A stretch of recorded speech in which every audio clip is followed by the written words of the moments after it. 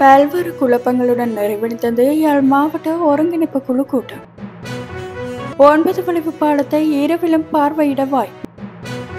தேச விகார தொடர்பில் சட்ட நடவடிக்கை எடுக்கப்பட வேண்டும். வெலிகமம் வடக்கு பிரதேச சபையில் ஏகமனதாக தீர்மானம்.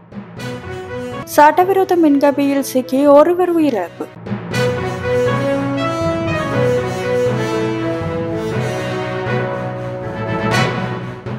பல்வேறு பிரச்சினைகளுக்கு தீர்வு காணும் நோக்கில் நடைபெற்ற யாழ் மாவட்ட ஒருங்கிணைப்பு குழு கூட்டம் பல தனிநபர் விமர்சனங்கள், குழப்பங்கள் என்ற பல்வேறு வாத பிரதிவாதங்களுடன் வழமை போன்று எதிர்பார்ப்புகள் பெரிதாக நிறைவேறாத நிலையில் முடிவடைந்துள்ளது. எனினும் வடக்கு மாகாணத்தில் வெற்றிடமாக உள்ள சில பதவிகளுக்கு ஆளணியை நிரப்புவதற்கு அனுமதி கிடைத்துள்ளது என்ற செய்தியுடன் நேற்றைய கூட்டம் நிறைவுக்கு வந்தது. குறிப்பாக தொழில்நுட்ப உத்தியோகத்தர்கள் உள்ளிட்ட சில தொழில்துறைக்கான ஆளணி வெற்றிடங்களை நிரப்புவதற்கான அனுமதி கிடைக்கப்பெற்றுள்ளதாகவும் விரைவில் அவை நிரப்பப்படும் எனவும் தெரிவிக்கப்பட்டது. யாழ்ப்பாணம் மாவட்ட அபிவிருத்தி ஒருங்கிணைப்பு குழு கூட்டம் அதன் தலைவரும் அமைச்சருமான சந்திரசேகரன் தலைமையில் இணை தலைவரும் வடக்கு மாகாண ஆளுநருமான வேதநாயகனின் பங்கேற்புடன் நேற்று யாழ் மாவட்ட செயலகத்தில் நடைபெற்றது. யாழ்ப்பாணம் மாவட்டத்தில் 2025 ஆண்டுக்கான பன்முகப்படுத்தப்பட்ட நிதி ஒதுக்கீட்டின் வேலை திட்டங்களை நடைமுறைப்படுத்தல் தொடர்பான கலந்துரையாடலாகவே இந்த கூட்டம் நடைபெற்றது. இதனிடையே யாழ் நாடாளுமன்ற உறுப்பினர் ராமநாதன் அர்ச்சனாவுக்கும் யாழ் போதனா வைத்தியசாலையின் பணிப்பாளர் சத்தியமூர்த்திக்கும் இடையில் வாக்குவாதம் நடைபெற்றது. கூட்டத்தில் கருத்து தெரிவித்த பணிப்பாளர் சத்தியமூர்த்தி, யாழ் மாவட்ட அபிவிருத்தி குழு கூட்டத்தில் பங்கேற்பவர்களை கண்ணியமாக நடத்த வேண்டும், நோயாளிகளாக உருவாக்க வேண்டாம். இங்கு வருபவர்கள் நாடாளுமன்ற உறுப்பினர்களாக இருக்கலாம், அமைச்சர்களாக இருக்கலாம், ஆனால் உயர் அதிகாரிகளுக்கு மதிப்பளிப்பதை உறுதி செய்ய வேண்டும். கூட்டத்துக்கு வந்து கூச்சலிடுவதால், அதிகமாக சத்தமிடுவதால் இதய ரீதியான தாக்கங்கள் இடம்பெறும். இதனால் அமைதியான முறையில் கூட்டத்தை நடாத்துமாறு கேட்டுக்கொள்கிறேன் என்று வலியுறுத்தினார். இதன்போது கோரிக்கிட்டு கருத்து தெரிவித்த நாடாளுமன்ற உறுப்பினர் ராமநாதன் அர்ச்சனா, கேள்விகள் கேட்கப்பட்டால் அதற்கான பதிலை வழங்குமாறும், கேட்க வேண்டிய கேள்விகளை உரிய சந்தர்ப்பத்தில் கேட்டாக வேண்டும் எனவும் தெரிவித்துள்ளார். வீதி அபிவிருத்தி, நீர்வளங்கள் மற்றும் சுத்திகரிப்பு, போக்குவரத்து, மின்சாரம், வீடமைப்பு, சட்டம் ஒழுங்கு, கடற்தொழில், விவசாயம் உள்ளிட்ட பல விடயங்கள் தொடர்பில் ஆராயப்பட்ட இந்த கூட்டத்தில் நாடாளுமன்ற உறுப்பினர்கள், பிரதேச சபைகளின் தலைவர்கள், திணைக்கள தலைவர்கள், பொது அமைப்புகளின் பிரதிநிதிகள் என பலரும் கலந்து கொண்டு தமது கருத்துக்களை வெளிப்படுத்தியிருந்தமை குறிப்பிடத்தக்கது. எல்ல தெமோதர 9 வளைவு பாலம் மற்றும் அதனை சுற்றியுள்ள பகுதியை சுற்றுலா பயணிகளுக்கு கவர்ச்சிகரமானதாக மாற்றுவதற்காக ரயில்வே திணைக்களமும் மத்திய கலாச்சார நிதியமும் இணைந்து புதிய திட்டத்தை ஆரம்பித்துள்ளன. இந்த திட்டத்தின் நோக்கம் இரவு நேரத்தில் மின் விளக்குகளால் பாலத்தை ஒளிரச் செய்து சுற்றுலா பயணிகளுக்கு பார்வையிடும் வாய்ப்பை வழங்குவதாக ரயில்வே திணைக்களம் தெரிவித்துள்ளது. ரயில்வே பொது மேலாளர் தாமிக ஜெயசுந்தர இந்த திட்டம் 2025 ஆகஸ்ட் முதல் செயல்படுத்தப்படும் என்று தெரிவித்தார்.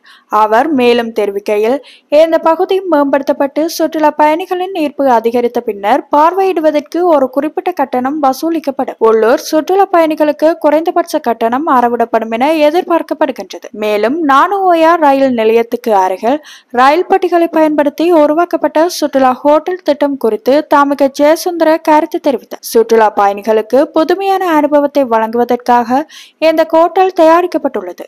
2025 ஆகஸ்ட் தொடக்கத்தில் இதனை மேம்படுத்தி சுற்றுலா பயணிகளுக்கு திறப்பதற்கு எதிர்பார்க்கிறோம் என்று தெரிவித்தார்.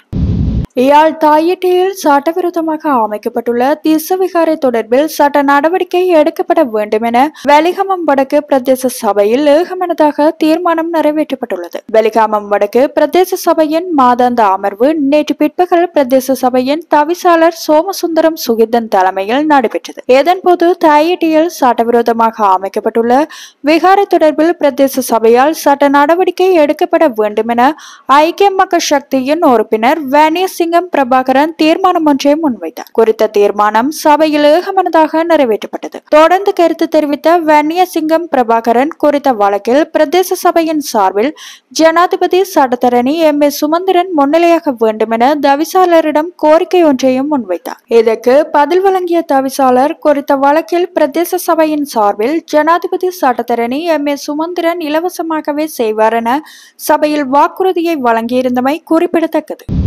அம்பாறை உகன போலீஸ் பிரிவுக்குட்பட்ட ஹெலஹிடியாகொட கிராமத்தில் உள்ள பூசணிக்காய் தோட்டத்தில் சட்டவிரோதமாக பொருத்தப்பட்டிருந்த மின்சார கம்பியில் சிக்கி ஒருவர் உயிரிழந்துள்ளார். இந்த சம்பவம் கடந்த புதன்கிழமை இரவு நிகழ்ந்ததாக ஆரம்பகட்ட விசாரணைகள் தெரிய வந்துள்ளது. பாதிக்கப்பட்டவர் சம்பவ இடத்திலேயே உயிரிழந்தார். உயிரிழந்தவர் கலஹிடியாக்குட கிராமத்தை சேர்ந்த கேளும் நமல் என அடையாளம் காணப்பட்டுள்ளார். சம்பவத்தை அடுத்து உகன போலீஸ் அதிகாரிகள் சம்பவ இடத்துக்கு விரைந்து பூசணிக்காய் தோட்டத்தில் சட்டவிரோதமாக மின்சாரம் இணைத்த ஒருவரை கைது செய்தனர். இந்த சம்பவம் தொடர்பில் உகன போலீசார் மேலதிக விசாரணைகளை முன்னெடுத்துள்ளமை குறிப்பிடத்தக்கது.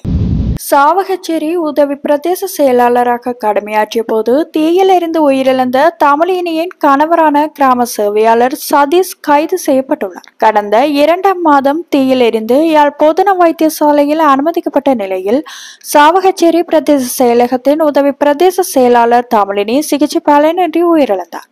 6 மாத கர்ப்பிணியாக இருந்த குறித்த உதவி பிரதேச செயலாளரான பெண் அவசர சிகிச்சை பிரிவில் அனுமதிக்கப்பட்டும் சிகிச்சை பலனின்றி 2ஆம் மாதம் 16ஆம் திகதி உயிரிழந்தார். இவருக்கு 6 வயதில் பெண் குழந்தை ஒன்றும் உள்ளது. இந்த நிலையில் இறந்த தமிழினியின் பெற்றோர் தரப்பில் கணவரான கோப்பை பிரதேச செயலகத்தில் கடமையாற்றி வரும் சதீஷ் மீது குற்றச்சாட்டுகள் முன்வைக்கப்பட்ட நிலையில் கொழும்பிலிருந்து வந்த விசேட போலீஸ் பிரிவினரால் அவர் கைது செய்யப்பட்டுள்ளார். படுக்கை அறையில் மெழுகுதிரி எரிந்து தீ விபத்து ஏற்பட்டதாக வைத்தியசாலை முறைப்பாட்டில் முன்னதாக தெரிவிக்கப்பட்டிருந்தமையும் இங்கு குறிப்பிடத்தக்கது.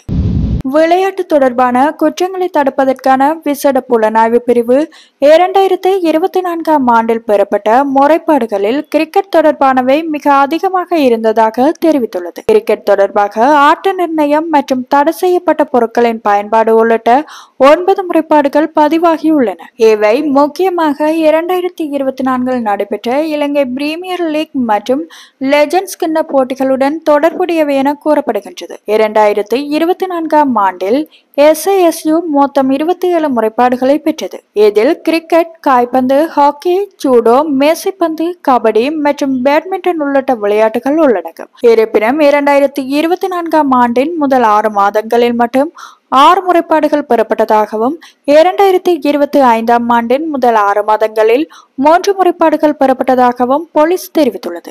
SISU 2019ஆம் ஆண்டு 24ஆம் எண் விளையாட்டு தொடர்பான குற்றங்களை தடுப்பதற்கான சட்டத்தின் பிரிவு 21 கீழ் நிறுவப்பட்டது. இந்த பிரிவு விளையாட்டு தொடர்பான குற்றங்களை விசாரிப்பது, போட்டிகளை கண்காணிப்பது, விளையாட்டு வீரர்களுக்கு விழிப்புணர்வு விரிவுரைகள் நடாத்துவது, சர்வதேச விளையாட்டு அமைப்புகளுடன் தொடர்புகளை பேணுவது மற்றும் ஆட்ட நிர்ணயம், ஊழல், சட்டவிரோத கையாளுதல், சட்டவிரோத பந்தயம் போன்றவற்றில் சுயாதீனமான விசாரணைகளை மேற்கொள்வது ஆகியவற்றை உள்ளடக்கிய பணிகளை மேற்கொண்டு வருகின்றது. தற்போது SISU பணிப்பாளர் இல்லாமல் செயல்படுவதாகவும் இதனால் சில குற்றங்களுக்கு சட்ட நடவடிக்கை எடுப்பதில் சிக்கல் ஏற்பட்டுள்ளதாகவும் கூறப்படுகின்றது. இந்த பிரிவு சுயாதீனமானதாக இருப்பதனால் பதில் பணிப்பாளரை நியமிக்க சட்டத்தில் இடமில்லை. எனவே உதவி போலீஸ் அத்தியட்சகர் அல்லது உயர் அதிகாரி ஒருவர் இந்த பதவிக்கு நியமிக்கப்பட வேண்டும்.